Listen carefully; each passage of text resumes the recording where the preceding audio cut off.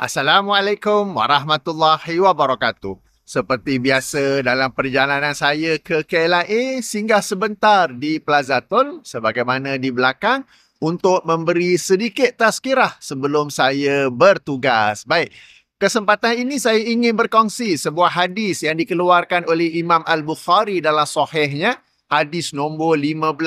Ringkas saja, pendek sahaja tetapi memiliki maksud atau makna yang sangat mendalam. Dalam hadis ini baginda sallallahu alaihi wasallam bersabda, "Tidaklah beriman seseorang itu sehinggalah aku lebih dicintainya berbanding anak-anaknya, ibu bapanya dan manusia seluruhnya." Baik, sedikit huraian tentang hadis ini. Pertama sekali, apabila Rasulullah sallallahu alaihi wasallam bersabda tidaklah beriman, yang dimaksudkan ialah tidak sempurna iman seseorang itu. Bukan bererti seseorang itu tidak lagi beriman, bukan bererti seseorang itu kafir, tetapi di sisi ahli sunnah wal jamaah berdasarkan salafus soleh, yang dimaksudkan ialah rendahnya iman. Maka maksud di sebaliknya, antara ciri-ciri, antara tanda-tanda kesempurnaan iman seseorang itu ialah dia mencintai Rasulullah sallallahu alaihi wasallam melebihi segala sesuatu, meskipun itu adalah anak-anaknya, ibu bapanya dan manusia seluruhnya. Sebab itu kalau hadis ini kita lihat di sebahagian terjemahan, mereka terjemahnya sebagai tidaklah sempurna iman seseorang itu sehinggalah aku, yang ini Rasulullah sallallahu alaihi wasallam, lebih dicintai berbanding anak-anaknya, ibu bapanya dan juga seluruh manusia, ya, manusia seluruhnya. Baik, sekarang kita fokus tentang cinta. Okey.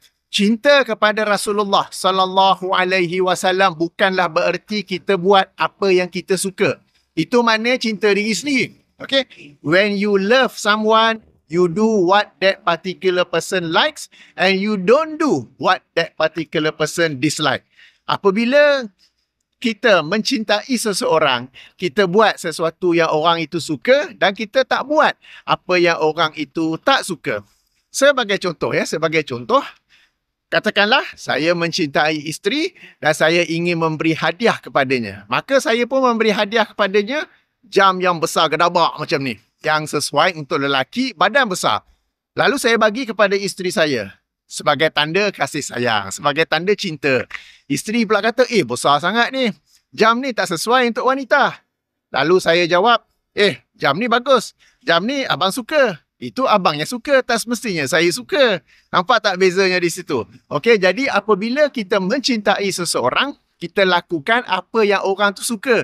Bukan kita suka. Bila kita buat apa yang kita suka, maka itu bererti kita sayang diri sendiri, bukannya sayang orang itu. Okey, kembali merujuk kepada Rasulullah sallallahu alaihi wasallam. Mencintai baginda bukanlah dengan membuat sambutan maulid. Maulid ni Rasulullah sallallahu alaihi wasallam tak suka. Kalau suka, baginda sendiri akan menganjurkan para sahabat pada zaman itu untuk melakukannya. Tetapi baginda pun tidak menganjurkan, para sahabat pun tidak melakukannya kerana mereka tahu itu bukanlah sesuatu yang dicintai, yang disukai oleh Rasulullah sallallahu alaihi wasallam, dan mereka tahu itu bukanlah tanda, bukanlah cara untuk menunjukkan kasih sayang ataupun cinta kepada Rasulullah sallallahu alaihi wasallam.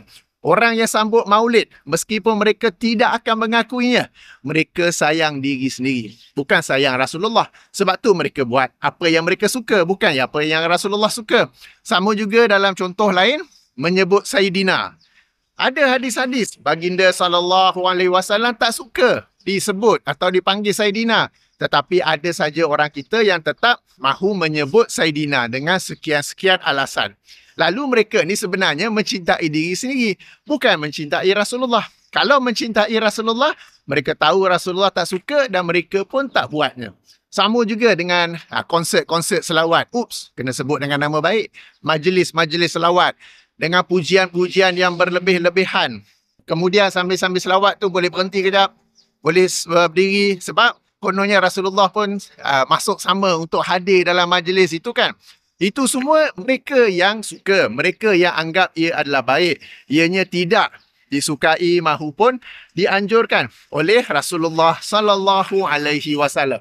Maka semua ini ialah tanda-tanda ciri-ciri orang yang sayang diri sendiri. Lalu mereka berkata mereka melakukannya kerana sayang kepada Rasulullah sallallahu alaihi wasallam, tetapi hakikatnya yang mereka tak mau akui ialah mereka mencintai diri sendiri.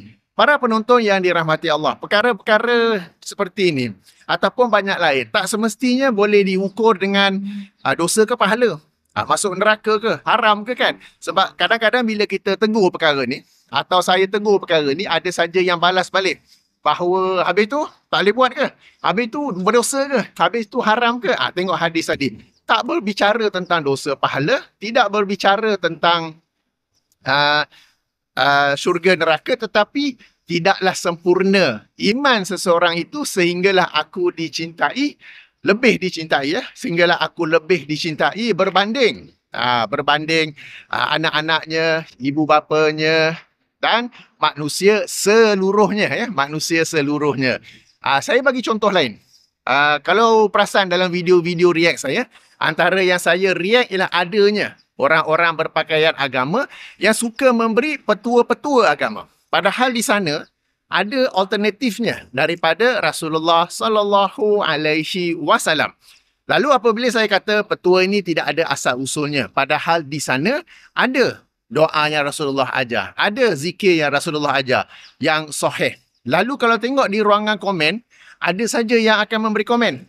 Habis itu salah ke? Kan? Ada juga yang bagi komen, nak buat-buatlah, tak nak buat sudah. Ada yang bagi komen lain, habis itu sesat ke? Masuk neraka ke? Berdosa ke? Ada juga bagi komen, tak apalah, kejap kita buat ni, kejap kita buat tu. No. Para penonton yang dirahmati Allah, ini sekali lagi masuk kepada hadis yang kita baca tadi. If you love the Prophet, then his teaching. Kalau kamu mencintai Rasulullah sallallahu alaihi wasallam, maka ajaran baginda menjadi prioriti anda. Bukannya ajaran tok guru, tuan guru, ustaz-ustaz. Ingat ya, tidaklah sempurna iman seseorang itu sehinggalah aku sehinggalah aku lebih dicintai berbanding anak-anaknya, ibu bapanya dan manusia seluruhnya. Termasuk dalam kategori manusia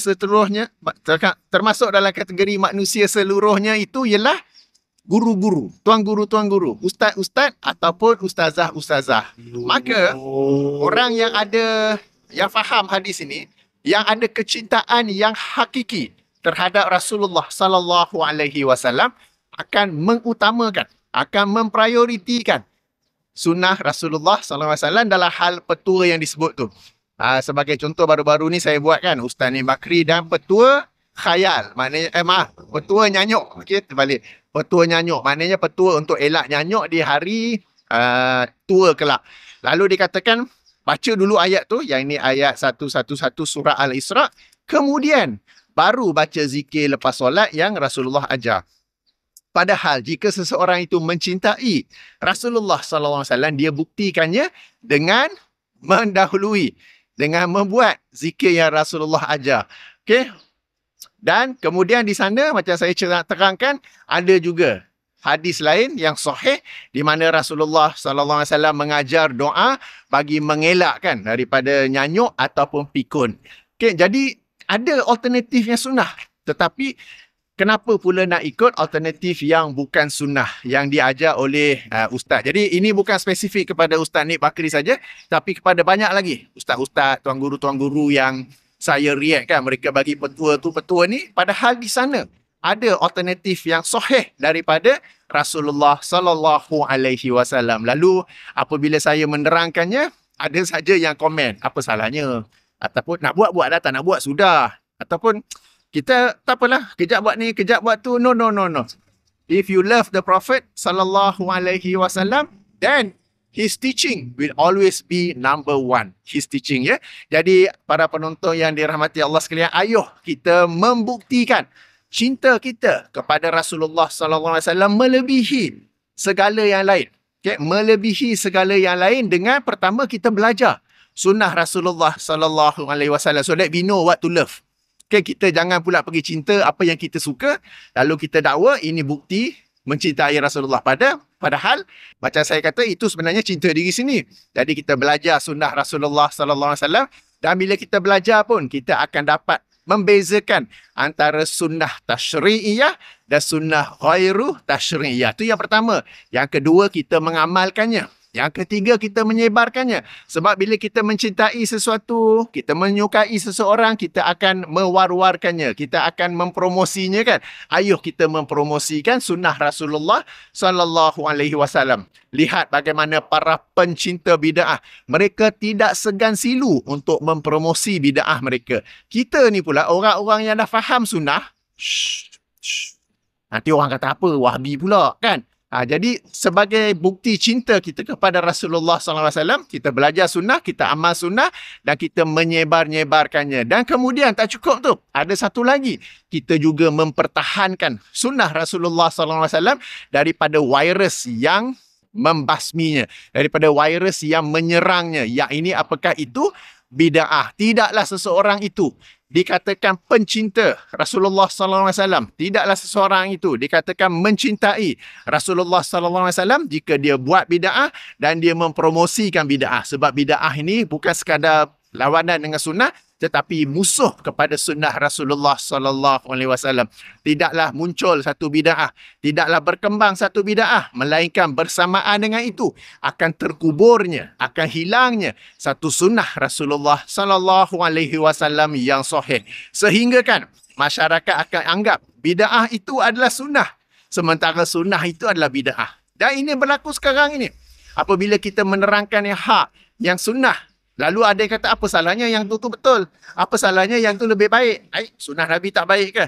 Yang kamu buat itu yang lebih baik. Okey? Dan berhati-hati juga. Kadang-kadang kita dengar orang-orang ustaz, orang-orang berpakaian agama, saya lupa pakai dia. Mereka kata nak buat apa? Tak nak buat apa? No. Okay? If you love the Prophet, his teaching will be number one. Priority number satu. Ya? Jadi tuan-tuan puan, hadis yang pendek, ayuh kita merenunginya dan mengamalkannya, ya. Dan ingat ya, bila disebut tidaklah beriman, tidaklah sempurna iman seseorang itu, melainkan aku lebih dicintai berbanding anak-anak, ibu bapa dan manusia seluruhnya, termasuk dalam manusia seluruhnya itu ialah ustaz-ustaz, tuan guru, ustazah, apa semua tu, ya. So, kalau ustaz-ustaz itu, para agamawan itu mengajar sunnah Rasulullah sallallahu alaihi wasallam yang sahih, maka kita mencintai mereka sebab mereka itu mewar-warkan, menyebarkan sunnah Rasulullah. Macam saya katakan tadi kan, antara ciri tanda orang yang cinta Rasulullah ialah belajar sunnah, amal sunnah dan menyebar-nyebarkannya. Lalu kalau adanya agamawan yang melakukan sedemikian, kita mencintai mereka sebagai salah satu sarana kita mencintai Rasulullah sallallahu alaihi wasallam. Tapi kalau ada pula yang sebaliknya, yang mempromosi bid'ah, dan ada pula yang kata apa? Membuat bid'ah hasanah adalah sunnah. Okey, macam-macam lagi kan. Ini adalah musuh-musuh sunnah. Dan sebagai tanda kita mencintai Rasulullah ialah kita membelakangi, kita mengenepikan, kita tidak lagi mengikuti orang-orang agama seperti itu. Baik. Demikian sedikit tazkirah kepada saya dan para penonton semua. Ayuh kita mencintai Rasulullah sallallahu alaihi wasallam dan kita membuktikannya dengan melakukan apa yang baginda suka dan menjauhi apa yang baginda tidak suka. Bukannya buat apa yang kita suka lalu kita berkata inilah tanda aku mencintai Rasulullah.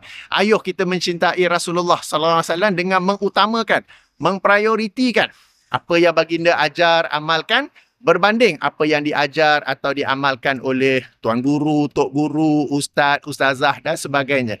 Ayuh kita membuktikan cinta kita kepada Rasulullah sallallahu alaihi wasallam dengan mempelajari sunnah baginda, mengamalkannya, mengwar-warkannya dan mempertahankannya daripada virus yang menyerangnya. Yang ini bid'ah. Baiklah, saya akhiri dengan subhanakallahumma wa bihamdika asyhadu an la ilaha illa anta astaghfiruka wa atubu ilaika. Assalamualaikum warahmatullahi wabarakatuh.